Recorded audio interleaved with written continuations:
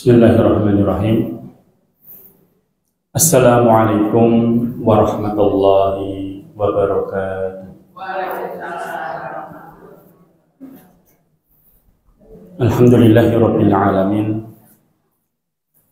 Wa bihi nasta'inuhu ala umuri dunya waddin. Wassalatu wassalamu ala asrofil anbiya wal mursalin wa ala alihi wa sahbihi ajma'in, amma ba'du.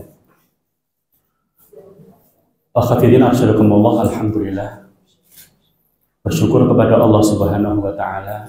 Di pagi yang cerah ini Allah masih melimpahkan nikmat-nikmatnya kepada kita, nikmat iman, nikmat sehat walafiat. Semuanya sehat ibu-ibu? Alhamdulillah, sehat jasmani juga sehat rohani, juga sehat kantongnya Bu. Alhamdulillah, selalu sehat ya. Kantong kempes enggak apa-apa, yang penting tubuhnya sehat. Antum kemarin saya kira semuanya menerima broadcast yang viral Ustadz Arifin Badres ingin mencangkok indah. Saya WA beliau, sudah ada yang cocok Ustadz, sudah ada yang masuk. Sudah ada beberapa sedang dicocokkan di rumah sakit. Sampai sekarang belum cocok. Itu rata-rata mintanya 500 juta. Itu murah Bu. Jangan mau satu ginjal dibayar 500 juta. Mau betul. Kemudian proses pencangkokan sendiri berapa Bu? 1,2 miliar. Berarti memang organ tubuh kita ini luar biasa mahal. Ini baru satu ginjal tok loh. Belum paru-paru, belum jantung kita, belum lambung kita. Insya Allah. Makanya dalam diat pembunuhan itu, satu orang membunuh itu dikisos, kalau dimaafkan bayarnya diat itu berapa Bu diatnya? 100 ekor unta. Satu unta misalnya harganya 100 juta kali 100 berarti berapa? 10 miliar kan? 10 miliar. Jadi memang jiwa seorang mukmin itu begitu sangat mahal. Maka Rasulullah mengatakan la zawalud dunya ahwan 'indallah min qatli muslim bi ghairi haqqin. Hancurnya dunia ini sangat remeh di sisi Allah daripada terbunuhnya seorang muslim tanpa alasan yang dibenarkan oleh syariat. Makanya kalau pada zaman dahulu ya khilafah Islamiyah masih tegak itu, seorang muslimah tidak sampai dibunuh loh, cuma diganggu oleh orang Yahudi itu. Pasukan perang dikerahkan semuanya untuk membela seorang muslimah ini. Kenapa? Karena begitu mulianya seorang muslimah, apalagi sampai tertumpah darahnya, itu yang marah seluruh dunia, kaum muslimin seluruh dunia. Maka ibu sekalian selalu bersyukur kepada Allah Subhanahu wa ta'ala, diparingi kesehatan, sehat jasmani, sehat rohani, luar biasa. Nikmat sehat ini kalau kita nilai dengan rupiah berapa? Makanya saya kemarin kaji, ada salah seorang ahli ibadah, hadisnya sahih menurut Al-Hakim, meskipun Al-Albani mendhaifkannya, tapi bisa kita ambil hikmahnya. Seorang yang sudah beribadah 500 tahun, tidak pernah berbuat maksiat di tempat yang terpencil, di tengah lautan, di sebuah pulau itu. Gak mungkin maksiat Bu, mau minum ciu sing ngirim sopo, mau judi sama siapa, mau berzina gak ada perempuan. Ketika dia meninggal dunia, dibangkitkan oleh Allah Subhanahu wa ta'ala, terus Allah mengatakan adkhilu abdi al-jannata birahmati, masukkan hambaku ini ke dalam jannah, ke dalam surga dengan rahmatku. Dia protes, la bal bi amali. Ndak ya Allah, masukkan aku ke dalam surga dengan amalku. 500 tahun loh beribadah. Allah kembali mengatakan adkhilu abdi al-jannata bi rahmati. Wahai malaikat, masukkan hambaku ini ke dalam jannah dengan rahmatku. Bal bi amali ya Rabb, dengan amalku ya Allah, 500 tahun aku beribadah kepadamu. Kembali Allah mengatakan adkhilu abdil jannata bi rahmati. Dia kembali mengatakan la bal bi amali. Ngayal betul. Ngayal ini. Ya sudah kalau gitu, wahai hamba, wahai malaikat, sekarang timbanglah amal dia selama 500 tahun dibanding dengan nikmatku yang berupa penglihatan. Al-basar, nikmati yakni al-basar, bisa melihat dengan sehat wal afiyah. Akhirnya ditimbang, lebih berat mana? Lebih berat nikmat penglihatan. Akhirnya Allah mengatakan, adkhilu ati an-nar, seret dia masukkan ke dalam neraka. Langsung malaikat nyeret dia masuk ke dalam neraka. Akhirnya fayunadi, dia berteriak, ya Rabb adkhilil jannata bi rahmatik, ya Allah. Sudah kalau gitu saya ngaku, ya Allah, masukkan saya ke dalam surga dengan rahmat-Mu.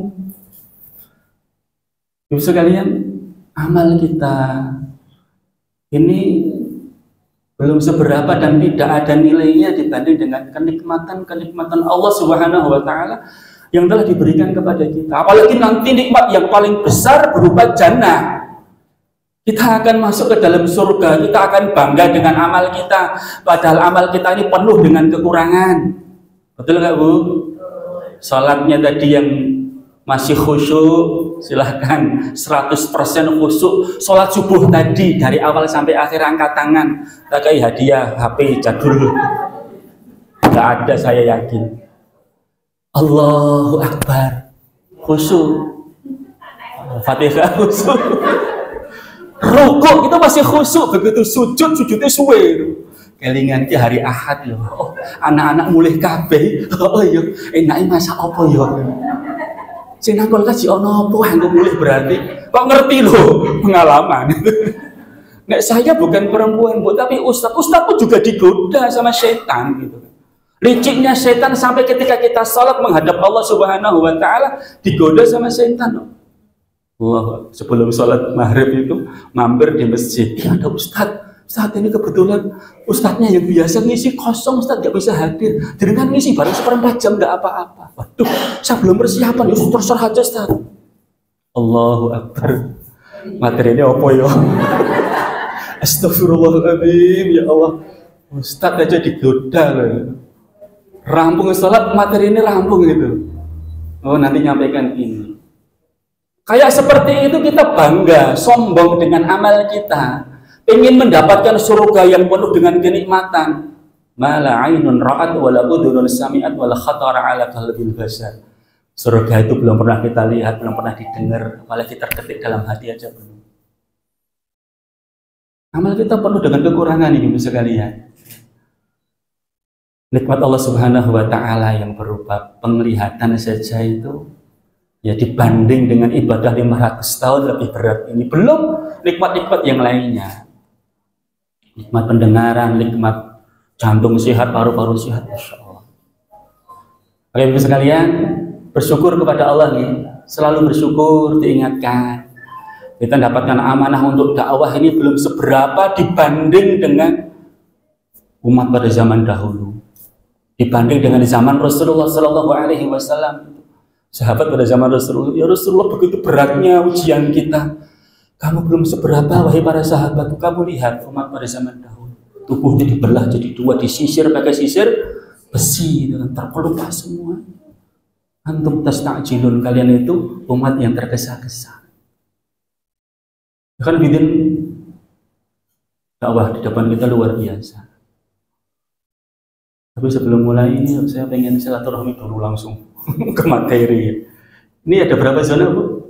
5. Jebres, Pasar Kliwon, Banjarsari, Laweyan, Sereni. Hadir semua ya? Ada yang nggak hadir? Hadir semua, alhamdulillah. Kalau yang seragam ini pengurusnya Lajnah Muslimah. Insyaallah. Oh, tadi melu pakai seragam tadi. Tadi ya hijau orang. Enggak janjian loh tadi loh. Jadi sudah cukup ya motivasi dari Ustazah Eva, luar biasa. Kakak kelas saya ya. Jadi ustazah saya. Ustazah Khadijah ini ustazah saya. Kakak kelas saya sekaligus musyrifah saya dulu paling akrab ya sama Ustazah Khadijah. Karena saya konsul Ustazah. Konsul. Ustazah Eva ini dulu seangkatan sama kakak saya. Ustazah Rodiyah, Mbak Rodiyah. Terus tadi kan sepertinya di sini ada Ustazah Eria. Oh, nggak ada. Mana beliau? Oh, izin. Oh, belum datang. Ustazah Ainul Milah ada? Ada lagi. Terus yang lainnya dari grup ada nggak? Selain ini, tapi masih muda ya. Mbak Fauzia. Fauzia apa Fauzia? Mbak Faiza, Mas Indrawan. Tahun berapa antum lulus? Oh, 96 ya? Masih deket juga ya, 93. Angkatannya Bangkir. Oh, 95 Bangkir ya. Coba lagi. Nggak ada dari grupnya. Sudah ketimah mana? Oh, sudah ketimah tahun berapa sudah? Oh, 92. Ustaz Azhari di Pokok semua ya. Sekawin, kakak saya pas, kakak kelas saya pas. Terus yang lain? Hajar tahun berapa? Muda. Masih kemarin. Iya. Ustaz Adiansyah, insyaallah. Alhamdulillah kita dipertemukan di sini, ya. Lahan untuk berdakwah ya.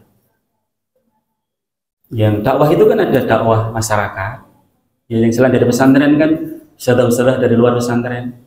Ustadzah Retno dari mana?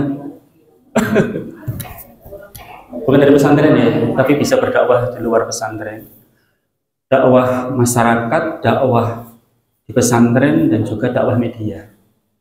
Saya kalau memberikan motivasi kepada calon wisudawan itu ya, nanti antum terjunnya ya kalau nggak di dakwah masyarakat, dakwah di pesantren, ya dakwah media. Kenapa saudara-saudara kita, ikhwan-ikhwan kita hari ini masih istiqomah di lahan dakwah tersebut, terutama di pesantren ini? Ya Ustazah Eva, Ustazah Khadijah ini kan sudah kelasnya sudah termasuk sepuh ya, sampai hari ini masih bertahan di pesantren. Senior, kalau mencari, itu kan juga sudah sepuh, aku udah sepuh juga kok, saya sudah 50, beliau sudah merasa muda terus ya. Apa yang melatar belakangi, apa motivasinya kok tetap terus berdakwah di pesantren? Lalu Ustazah Khadijah yang dekat dengan Mik, kira-kira apa? Motivasinya apa? Tetap di pondok. Ya mungkin ini ya saja, selain istiwa Al-Marzatillah insyaallah, mungkin ini salah satu ladang dakwah saya. Dan belum tentu ketika saya keluar dari pesantren atau saya tidak gabung dengan komunitas seperti ini, saya bisa mengoptimalkan diri untuk berdakwah. Jadi itu satu tuntutan yang nanti akan kita pertanggungjawabkan. Itu ya, karena termasuk amal jariah ya. Insya Allah. Amal jariah. Jadi ada sebuah kebahagiaan tersendiri bagi para ustadz-ustadzah, para murabbi-murabbiyah, ya, kemudian para dai-daiyah, dan siapapun yang terjun dalam dunia dakwah, sekecil apapun peran dia di situ. Ketika kita tahu ada anak-anak murid-murid kita, itu mereka sukses, ikut bahagia. Ikut bahagia. Murid-murid saya itu sudah jadi dai nasional, kayak Ustadz Tenggu, Ustadz Mas'ud, Ustadz Umar Mita, gitu kan. Itu murid-murid saya semua. Masya Allah, mereka sudah ada sebuah kebahagiaan tersendiri. Ilmu kita berarti kan bermanfaat. Dan itu adalah amal jariyah, man dalla ala khairin falahu mislu ajri fa'ilihi. Barang siapa yang menunjuki kepada kebaikan, kemudian dia sampaikan kepada orang lain, dia dapatkan pahala, kita pun juga dapatkan pahala dari Allah Subhanahu wa taala. Terus ya, saya beberapa saat yang lalu suruh ngisi khutbah wada itu di pesantren, pondok pesantren At-Taqwa. Mana itu? Tabangsari. Muter. At-Taqwa muter. Yang jemput saya itu sudah sepuh dari luar, saya, sudah sepuh itu. Saya salaman, begitu keluar saya salaman sama beliau itu tangan saya dicium. Kaget saya gini kan, udah lebih tua dari saya kan. Akhirnya besar masih ngajar di Darus Syahadah. Udah, saya sudah 2015 sudah nggak ngajar di sana. Loh, saya nanya, emang anak antum ada di Darus Syahadah? Enggak, saya kan dulu dari Darus Syahadah. Loh, antum dari Darus Syahadah, siapa nama kamu? Nama saya ini, dia pula nyebut. Oh, Masya Allah. Begitu dia nyebutkan teman-temannya, teman-teman kamu, angkatan kamu siapa saja, mesti dia nyebutkan yang paling pintar, Kalau nggak paling pintar, paling bodoh, paling nakal, ngantuan. Mesti terkenal itu. Langsung, oh kamu muridnya itu tuh, iya Ustaz. Kali lihat lagi pada woman itu kan. Betul, memang sudah agak sepuh, kalau kelihatan lebih tua dari saya. Saya masih ingat banget dengan nasihat antum. Kalau di pesantren tidak memperhatikan ustadznya, nanti pasti akan menjadi orang bermasalah. Lah seangkatan dia itu, hadirin rasulullah, sukanya tidur ketika ustadz ngajar. Tapi ya pinter itu. Jadi kalau pas ujian itu mesti nilainya bagus-bagus gitu. Tapi abu naum, turu terus, senang turu. Soalnya itu dari buku paket ya. Coba kalau soalnya itu dari penyampaian ustadz. Ustadz, orang yang biasanya dulu tidur di kelas itu sekarang jadi orang yang bermasalah. Ustadz-ustadznya dikafir-kafirkan. Jadi khawarij. Dikatakan pesantren ini pesantren murjiah. Ustadz-ustadznya sudah kafir. Astagfirullahaladzim. Bermasalah di kelas, di pesantren, akhirnya ketika lulus pun juga bermasalah. Tetapi itu cuma 1-2 dari sekian banyak yang sukses, yang mereka menjadi dai-dai, menjadi seorang motivator, menjadi seorang murabi-murabiyah yang luar biasa. Meskipun dulu di pesantren kita ya bodoh gitu. Ya mungkin kadang-kadang ya nggak lulus. Ya kalau antum tahu Zulherwin Tanjung gitu ya, itu 4 angkatan loh itu. 92, 93, 94, 95, 96. Tapi sekarang jadi dai nasional, YouTube-nya luar biasa. Ketika saya lihat itu komentarnya ribuan, itu semuanya luar biasa. Dai yang luar biasa, yang luar biasa. Itu dulunya itu 4 tahun loh itu di pesantren itu. Jadi punya 4 angkatan, 93, 94, 95, 96. Ya. Dai dari Padang, suaranya menggelegar. Jakarta kemarin, pas kita undang reuni nggak bisa karena sedang dakwah di Jakarta. Di sisi Zul itu tuh suka melanggar itu tuh, suka dia umumkan keamanan, bagian keamanan mesti suka melanggar, tapi luar biasa ketika di luar itu masya Allah. Akan tidak sudah Allah. Dakwah ini memang amalan yang luar biasa. Jadi ustadz-ustadzah dai, ya, juga yang berkecimpung di situ meskipun hanya menjadi pengurus zona, ya. Tapi masya Allah, insya Allah, ya, jannah, amin Allah. Yang penting ikhlas. Yang disebut tadi itu ikhlas. Akhirnya sudah Allah suatu saat Abdullah Al-Umari Al-Abid, ahli ibadah dia, menulis surat kepada Malik bin Anas, salah seorang dari satu imam madzhab al-arba'ah, ya, Imam Abu Hanifah, Imam Malik. Terus yang ketiga siapa, Bu? Imam Abu Hanifah, Imam Malik, terus Imam Syafi'i, terus Imam Ahmad. Imam Abu Hanifah madhabnya namanya Hanafi, Imam Malik namanya Maliki, Imam Syafi'i namanya Syafi'i, Imam Ahmad namanya Ahmadi, Hambali. Ini Imam Malik ini kan, Malik bin Anas ini, pekerjaannya setiap hari ya ngajar, belajar, menelaah kitab. Dikirimi surat sama Abdullah Al-Umari, wahai Imam Malik, buat kamu itu ibadah seperti kami, buat kamu itu uzlah, menjauhkan diri dari masyarakat, fokus dalam beribadah kepada Allah Subhanahu wa Ta'ala. Ya. Dia menganggap bahwasanya Imam Malik ini kurang dalam ibadahnya, sedangkan dia ahli ibadah, namanya julukannya Al-Abid, ya, ahli ibadah. Akhirnya Imam Malik ini menulis ganti, membalas suratnya sih Abdullah Al-Umari Al-Abid tadi. Innallaha qasamal a'mal kama qasamal arzaq. Sesungguhnya Allah Subhanahu wa Ta'ala itu membagi-bagi amal itu sebagaimana membagi-bagi rezeki. Tidak akan mungkin tertukar rezeki kita itu. Ya. Rezeki saya tidak akan mungkin tertukar dengan rezekinya Mbak Faiza. Ya. Tidak mungkin. Karena sudah ditentukan oleh Allah Subhanahu wa Ta'ala. Podo-podo lulusan pesantren, mungkin podo-podo lulusan UNS. Yang satu melanjutkan ke kedokteran, S2 kan, ini sama-sama kedokteran. Yang satu itu fakultasnya mungkin pendidikan, ini fakultas kedokteran gitu kan. Terus menjadi dokter spesialis, ini kesana kemari melamar pekerjaan nggak diterima, akhirnya jadi kuli bangunan, ngangkat batu setiap hari dari sungai ke atas, ya. Paling banter gajinya sehari 100.000, paling banter 120.000. Temennya tadi juga lulusan UNS sana. Ya. Juga ngangkat batu, sama-sama batu. Tetapi di rumah sakit PKU Muhammadiyah di ruang operasi batu ginjal. Kira sekali operasi 5 juta, 6 juta. Podo-podo lho golek batu loh itu. Yang siji golek batu nang sungai, yang satu cari batu di sini. Batu ginjal. Ya toh, tapi rezekinya berbeda loh. Rezekinya berbeda. Ya. Alhamdulillah, begitu juga amal juga seperti itu. Ada sebagian yang diberi kemudahan oleh Allah Subhanahu wa taala, dia ngajar di pesantren, sudah dia fokus di situ amalnya. Oh, saya tidak bisa suruh ngajar, saya infak sedekah saja setiap bulan itu 5 juta, 10 juta, bahkan sampai 60 juta. Saya itu ketua yayasan, ya, pekerjaannya golek duit, deketin para donatur gitu. Gelembuk hati ini monggo sedekah infak gitu. Masuk surga bareng-bareng jenengan dengan harta, kami dengan ilmu. Kurang berapa Ustaz operasionalnya ini Ustaz?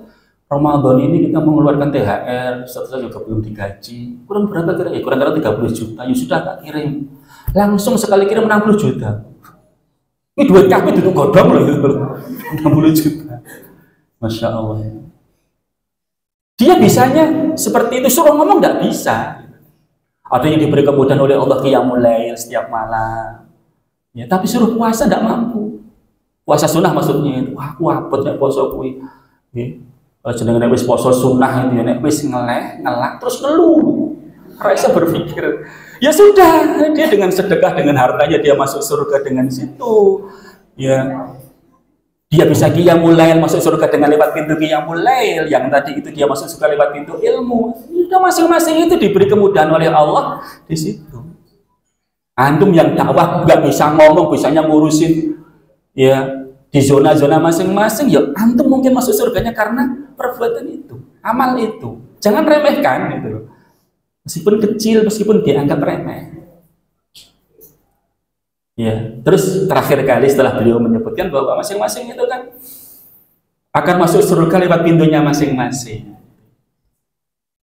Lah, indi menurut saya bahwa nasrul ilm min afdal a'malil birri. Menurut saya menyampaikan ilmu, berdakwah itu adalah merupakan amalan yang paling utama. Wa arju an takuna kilana ala khairin, dan saya berharap semoga masing-masing kita dalam kebaikan, tidak usah saling meremehkan. Saya fokus untuk thalabul ilmi, menyampaikan ilmu, berdakwah, ngajar, monggo jenengan fokus ibadah, ngajak orang ibadah, terserah. Siapa tahu nanti kamu masuk surga lewat jalan itu, saya masuk surganya lewat jalan ini. Wa arju an nakuna kilana ala khairin. Semoga masing-masing kita berada dalam kebaikan. Jadi, akhwatillahi, apapun yang diamanahkan Allah Subhanahu wa taala kepada kita hari ini, berharap semoga itu akan menjadi pintu mendapatkan ridho dari Allah Subhanahu wa taala, mendapatkan rahmat dari Allah Subhanahu wa taala. Karena ingat Bu, tadi sudah saya sampaikan di awal kan, la yudkhila rajulun la yudkhila ahadun la yudkhila ahadan amaluhu al-jannah. Amal seseorang itu tidak akan memasukkan dia ke dalam jannah. Engkau juga ya Rasulullah, aku pun juga. Illa ayataghammadiyallahu bi rahmatin minhu wa fadlin, kecuali Allah memberikan rahmat dan fadilahnya kepadaku. Jadi kita nanti masuk surga itu karena rahmat Allah Subhanahu wa taala. Maka bagaimana kita di dunia ini selalu ingin mendapatkan rahmat, ingin mendapatkan ridho dari Allah Subhanahu wa taala. Meskipun amalan kita itu belum seberapa, enggak seberapa. Siapa tahu amal yang ringan tersebut itu menjadikan Allah memberikan rahmatnya kepada kita dan memasukkan kita ke dalam jannah. Beramal 500 tahun aja kemudian mau diseret masukkan neraka kan. Ya. Jadi akhirnya sudah Allah tadi sudah disampaikan di awal. Mari ya kita beramal. Memang amal ini tidak akan memasukkan kita ke dalam jannah, tetapi kalau kita nggak pernah beramal, bagaimana Allah akan memberikan rahmat, memberikan fadilah, memberikan keridhaan kepada kita? Maka amal ini sekedar wasilah saja, wasilah untuk mendapatkan rahmat dari Allah Subhanahu wa taala. Allah masukkan kita ke dalam jannah karena rahmatnya. Kemudian amal itu menurut para ulama itu akan menyebabkan perbedaan derajat surga antara satu dengan yang lainnya. Oh, kamu beramal, amalan kamu berkualitas, dapatkan pahala surga yang paling tinggi. Yang bawahnya, yang lain bawahnya lagi, bawahnya lagi, bawahnya lagi sampai yang paling bawah. Bagi sekalian, yang pertama tadi, yakinlah, ini harus dimantapkan dalam hati kita bahwa amal kita ini adalah amalan yang paling utama, sebagaimana dikatakan oleh Malik bin Anas tadi ketika menjawab suratnya Abdullah Al-Umari yang ahli ibadah. Saya nggak merasa kecil hati, saya nggak merasa lebih rendah dibanding dengan kamu yang ahli ibadah. Belum tentu kamu ahli ibadah masuk surga, itu yang 500 tahun aja juga bukan masuk surga karena amal ibadahnya. Ya, bisa kalian, apalagi Allah Subhanahu wa Ta'ala sudah menyebutkan di dalam Al-Qur'an, wa man ahsanu qaulan mimman da'a ila Allah wa amila salih. Enggak ada amalan yang lebih utama daripada berdakwah. Jadi pekerjaan utama kita itu berdakwah. Yang lainnya cuma sampingan. Yang lainnya itu cuma sampingan semuanya. Yang pertama, mantapkan hati kita. Ini ideologi ya. Kalau Ustadz Kusnadi yang Al-Falah itu masjid percontohan yang ada di Sragen, kalau yang di Jogja kan juga karyanya ya. Itu beliau mengatakan seorang aktivis masjid itu harus pertama ideologinya harus dikuatkan dulu, bahwa orang yang mengurusin masjid itu adalah orang yang paling utama. Ya, kalau kita menasihatin para takmir masjid, para aktivis masjid, para marbot masjid, dikatakan mereka paling utama. Ya, karena namanya afdhul amal itu kan muqtadul hal kan. Amal yang paling utama itu tergantung dengan situasinya, kondisinya. Kalau dia nasihatin orang yang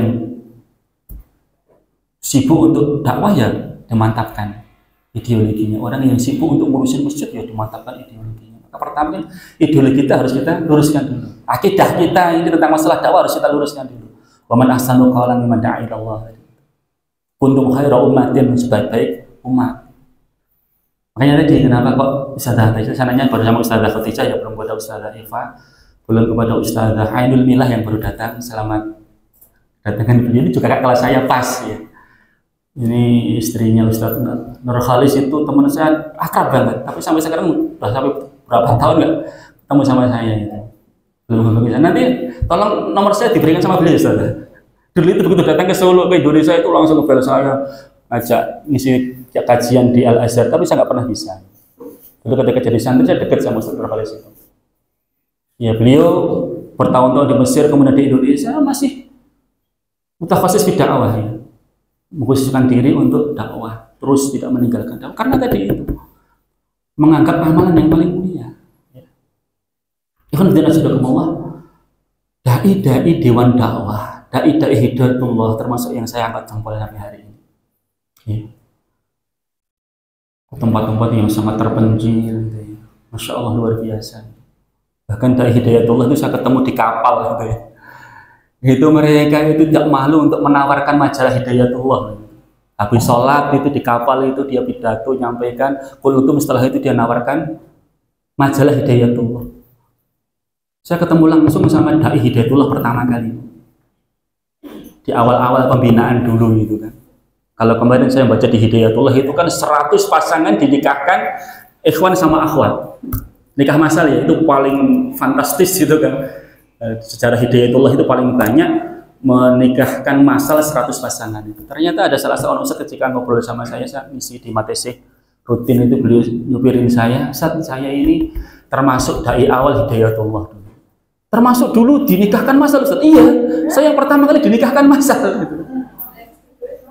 Ya. Kalau hari ini tuh tukar biodata.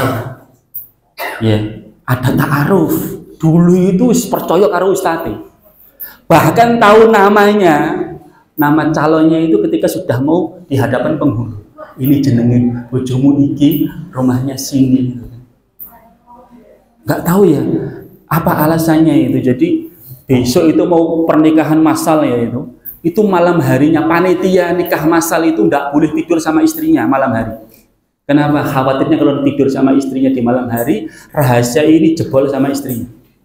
Jadi kalau ngobrol-ngobrol terus, mana kita rahasia lu? Ya bi rahasia gitu kan. Aku orang ngomong-ngomong gitu.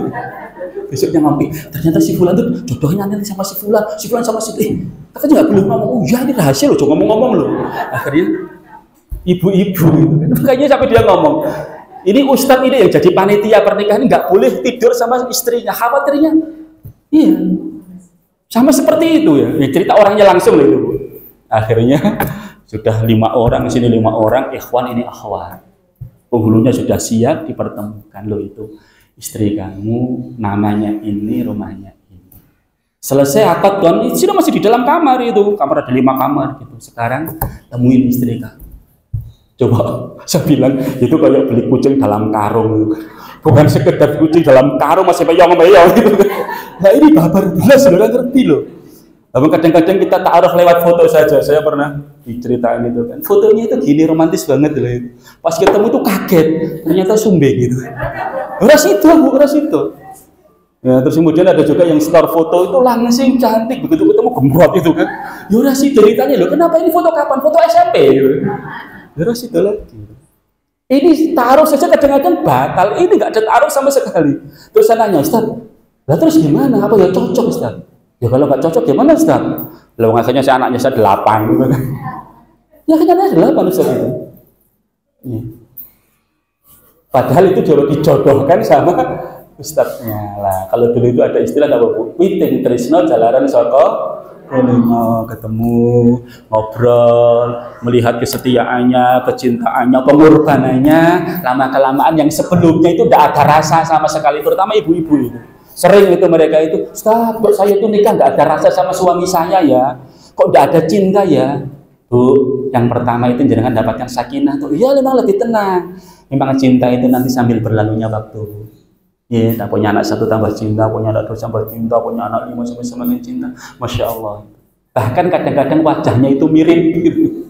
Karena wajahnya mirip. Betul nggak Bu? Witing tresno jalaran saka kulino.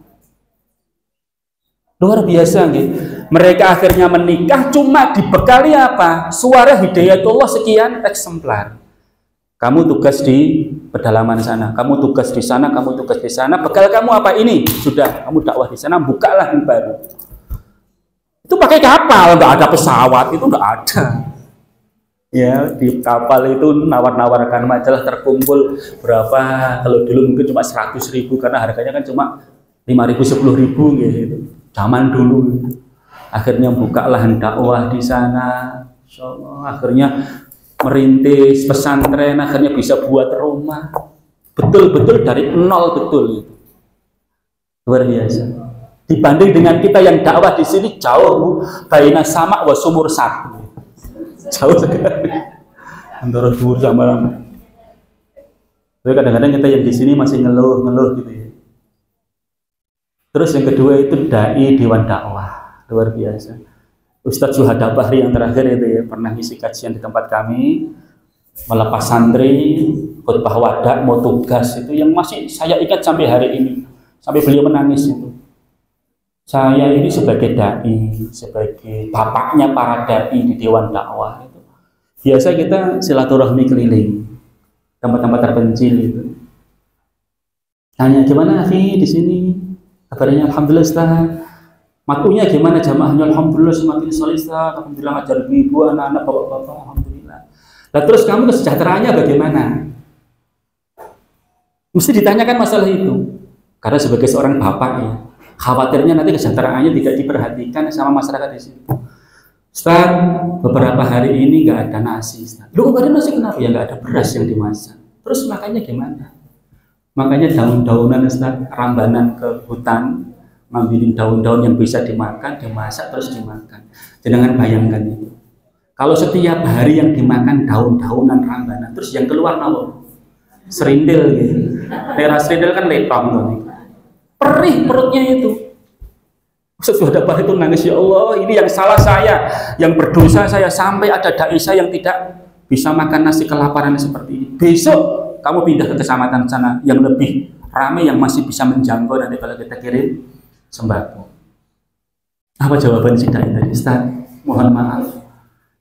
Jangan pindahkan saya dari tempat ini, jangan jauhkan saya dari umat, jangan jauhkan saya dari Allah Subhanahu wa taala.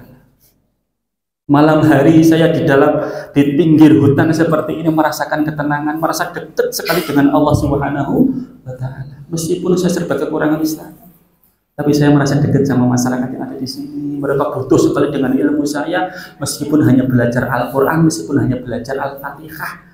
Saya merasakan kedamaian di sini, kebahagiaan di sini. Masya Allah, semakin menangis Ustaz Syuhada Bahri itu. Ya sudah kalau gitu, bismillah, lanjutkan perjuangan kamu di sini. Beliau pulang ke Jakarta. Jika sampai di Jakarta dapat undangan haji gratis dari Saudi Arabia, dari kerajaan. Maka pertama kali yang beliau ingat adalah dai pedalaman tadi itu. Beliau undang berangkat ke Jakarta. Langsung beliau berangkatkan haji gratis, undangan dari kerajaan Saudi Arabia yang pengawal kerajaan ini. Bisa mencium hajar aswad. Wa may yattaqillah yaj'al lahu makhraja wa yarzuqhu min haitsu la yahtasib. Yakin dimuliakan oleh Allah Subhanahu wa taala di dunia dan kelak nanti di akhirat. Enggak sama sekali nggak memikirkan, jangankan haji umroh itu tidak mungkin kok. Jangankan umroh untuk bisa pulang ke Jakarta mungkin berapa tahun sekali kok itu. Tapi kalau Subhanahu wa taala berkehendak kun fayakun. Teman-teman saya dulu dari pesantren itu, sampai hari ini yang masih di tempat itu masih banyak. Ya, yang di NTB itu dulu namanya Ma'had Al-Banna, sekarang jadi Ibnu Mas'ud itu. Saya pernah ke sana itu nangis itu. Nah, santri-santrinya siapa karena nggak ada makan tuh makannya gombal pisang. Saya lihat rumahnya Ustaz itu pakai rumbia gitu. Itu namanya Ustaz Rahmat dari Magelang sampai hari ini masih di sana. Itu ketika ada reuni, saya tidak mampu datang reuni, tidak ada uang. Ya sudah kita kumpulkan uang, kamu datang ke sini. Sekarang kita urunan untuk bisa memberangkatkan dia ke Jawa. Puluhan tahun tidak bisa berangkat ke Jawa, hanya ke Jawa, apalagi umroh itu. Tapi alhamdulillah semakin lama semakin bagus ekonominya. Akhirnya syarikallah ummahat yang semoga senantiasa dalam lindungan Allah Subhanahu wa taala. Hari ini dibanding dengan ya zaman dahulu pada zaman Rasulullah, ya, kemudian para mujahid-mujahid yang mereka dulu berjihad, awal-awal mereka berjihad dulu kan di Mesir ya, Ikhwanul Muslimin, ngeri. Saya baca kisahnya Zainab Al-Ghazali ya, tokoh Ikhwanul Muslimin itu karena menentang penguasa dimasukkan dalam penjara itu. Dicambukin setiap hari, disiksa setiap hari sampai beliau kemarin sama si baca itu bukunya. Dimasukkan dalam penjara itu, perempuan loh ini loh. Diikat tubuhnya, terus anjing-anjing herder itu justru masuk dalamnya. Dia cuma memejamkan matanya sama banyak berzikir kepada Allah Subhanahu wa taala, siap tubuhnya digigitin sama anjing tersebut, compang-camping sudah mati. Termasuk qadarullah ma syaa fa'ala, kalau Allah berkehendak. Anjing-anjing itu tidak ada satupun yang menyentuh tubuhnya, akhirnya pergi semua, lari semua. Kalau Allah Subhanahu wa taala berkehendak untuk menyelamatkan hamba-hambanya yang mereka istiqamah di medan dakwah. Sekalian. Jadi kalau hari ini kita kadang lokro, ingatlah dengan perjuangannya Rasulullah Shallallahu Alaihi Wasallam, para sahabat, perjuangannya para mujahidin, mujahidah yang hidup jauh sebelum kita. Ya. Atau mungkin hari ini yang mereka mendapatkan ujian dari Allah Subhanahu wa taala, suruh berdakwah di tempat-tempat yang dalam istilahnya itu tempat-tempat kering gitu ya.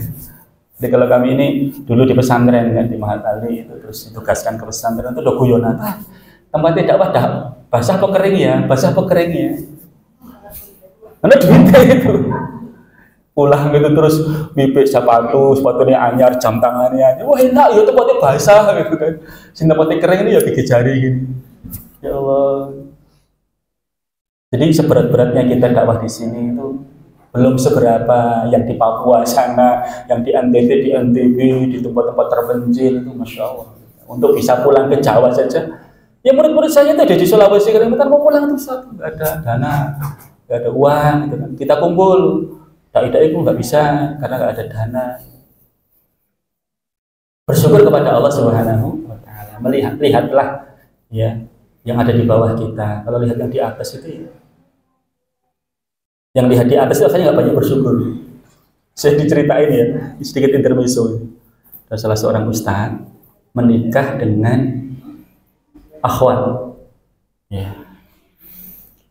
Terus ketika hidup dalam sebuah rumah tangga kok rada rekoso. Dulunya hidupnya kan dia ada pembantunya itu kan. Terus ya selalu dipenuhi semua kebutuhannya, tapi nikah sama ustadz kayak seperti ini kok tidak sebagaimana yang saya bayangkan ya. Dan bayangkannya gimana? Dia bayangkannya menikah dengan ustadz itu kayak kelasnya Ustadz Abdul Somad, Ustadz Hidayat. Akhirnya dia kecewa loh, kok beda gitu. Astagfirullahaladzim. Ternyata ada yang seperti itu juga ya. Itu kalau melihatnya ke atas seperti itu, tapi kalau melihatnya ke bawah tadi loh, dai-dai pedalaman tadi, oh ngeri betul itu ya. Nangis betul ya. Sefadalan Garamatan itu udah masuk keluar hutan loh, itu berpuluh-puluh kilometer jalan, akhirnya balik lagi karena nggak bisa nembus itu. Akhirnya naik helikopter, itu pun harus merubah nama semua karena kalau pakai nama-nama Islam nggak mungkin bisa lewat helikopter. Akhirnya merubah identitas mereka, akhirnya bisa terbang sampai di sana cuma membawa sabun, maka terkenal dengan Ustadz Sabun gitu. Ngeri di sana itu belum buka. Papua itu luar biasa, alhamdulillah sekarang sudah terbuka, banyak dai-dai kita termasuk murid saya di sana ada itu kemarin nikah dengan orang Papua asli. Pinternya teman-teman di sana itu ya biar tetap di sana nggak pulang. Itu orang sini, orang Kartosuro dinikahkan dengan orang asli Papua. Nggak akan mungkin pulang gitu. Yang di Sulawesi juga nikah dengan orang Sulawesi, di NTT nikah dengan orang NTT. Oke. Ibu sekalian, terakhir tantangan dakwah kita yang di sini, kalau tadi ya mungkin mereka yang diuji oleh Allah dakwah di tempat-tempat terpencil ya. Di sini itu juga berat tuh sebenarnya. PR kita ini ya itu juga berat. Kemarin ketika kita kumpul dengan Dewan Syuro ya, Tangfidiyah berkumpul dengan Dewan Syuro, itu adalah seorang ustaz menyampaikan tantangan kita di Solo Raya ini sangat dekat sekali dengan kota Solo. Itu ada namanya Bukit Doa apa maksudnya Holilan KA satu yang tempatnya itu di daerah Plosorejo, Gondangrejo, Karanganyar. Gondangrejo itu pun dekat jalan tol ya. Mau dengan Karanganyar, memang itu masih arah Karanganyar, dekat Solo, dekat Boyolali gitu, perbatasan. Itu ada tanah 50 hektar dibebaskan oleh mereka, orang Saleh. Dan sekarang menjadi Bukit Doa. Tadi saya cek di YouTube itu, mulai pembangunan bulan April sudah mereka nanti di tempat ini sangat strategis sekali, kita bisa melihat kota Solo, Boyolali, Karanganyar itu kan. Di sini 50 hektar ini mulai hari ini kita buat sebagai tempat untuk berdoa, namanya Bukit Doa. Nanti yang tinggal di sini orang-orang Kristen semuanya, rumahnya semuanya dengan berbagai macam fasilitas itu nempel dengan kota Solo. 50 hektar. Ya, 50 hektar. Haleluya, haleluya itu ya Allah, mendesir pengendara saya itu. Ya atas nama Tuhan, ini karena keberkahannya Tuhan.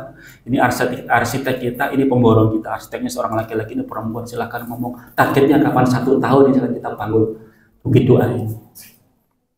Ya, kristenisasi luar biasa Bu di sekitar kita ini. Kalau kita ini kemudian dakwah cuma segini-segini belum menghadapi mereka, sudah meluh, ya Allah. Bagaimana pertanggungjawaban kita di hadapan Allah Subhanahu wa taala nanti? Padahal masyarakat di Solo ini ya, sholat saja 5 waktu bisa dihitung Bu dengan jari. Subuh barokah itu di desa saya itu ya pas kebatnya ketika subuh barokah, besoknya lagi ya kosong lagi. Seminggu lagi kosong lagi. Lepas subuh barokah ada sarapan bareng, ada door prize berbondong-bondong. Harapannya apa? Biar nanti terbiasa untuk sholat subuh, tapi ya berpisah itu sebulan sekali.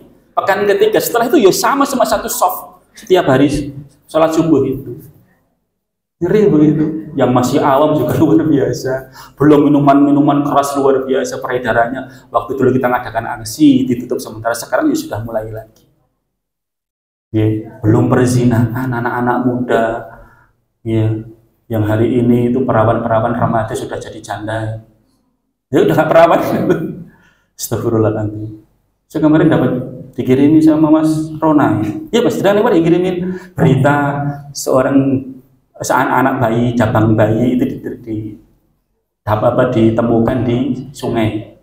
di mana di Karanganyar. Tidak lama kemudian cabang bayi ditemukan di halaman rumah di Sragen. Gitu. Ini semuanya rata-rata adalah korban dari apa? Perzinahan. Hamil sebelum nikah.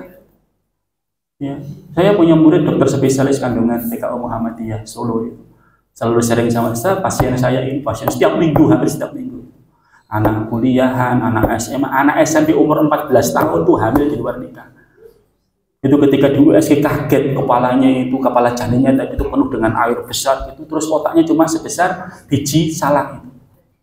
Ya Allah, akhirnya kan karena memang belum siap ininya, organ ininya, kehamilannya tadi itu, dia hamil kemudian cacat ini, janinnya tadi itu cacat. Itu tantangan dakwah kita seperti itu. Di desa saya ya, di Warung Bagi Sukoharjo itu ada perjudian. Saya tidak ngerti ya Allah, perjudian itu perjudiannya udah kelas kakap. Oh tadi kalah berapa? 500 juta. Kalah 500 juta. Saya lapor kepada Polres Sukoharjo, intelnya, dan Kimbo silaturahmi ke pondok, tuh lihat timur pondok ada apa, rame-rame tiap malam. Oh dapat Ustaz itu. Alah pura-pura nggak ngerti gitu. Oh sudah kita antisipasi, sudah kita musyawarahkan gini-gini. Ternyata setelah katanya tidak mungkin bisa dibubarkan sama Polres, apalagi cuma Polsek gitu. Harus dari Polda, karena backingnya itu langsung Kopassus. Sudah bilang, saya setiap kumpulan RT saya ingatkan, khutbah Jumat saya singgung, kemudian saya ingatkan dalam kajian-kajian. Sudah pergi risi, ngomongan Pak Podri itu risen ini pergi. Kemarin lagi ada apa? Ada warung di situ. Anak-anak SMA masih pakai seragam. Jam 10, jam 12 nongkrong di situ remi. Nggak pakai uang pertama kali, mungkin akhirnya terus judi nanti. Laki-laki perempuan, laki-lakinya pakai hoodie gini biar nggak kelihatan dia perempuan. Perempuan pakai hoodie biar kelihatan laki-laki. Pangku-pakunan, ledet-ledetan kayak seperti ini. Ya Allah, piye. Saya angkat di RT, Pak, tolong ini di RT kita. Alhamdulillah kemudian sudah mulai berkurang. Akhirnya sudah kemulah, waktunya sudah habis sih. Ini masih ada waktu 15 menit, 15 menit, mungkin ada tanya jawab ini. Monggo kalau ada yang perlu untuk dipertanyakan.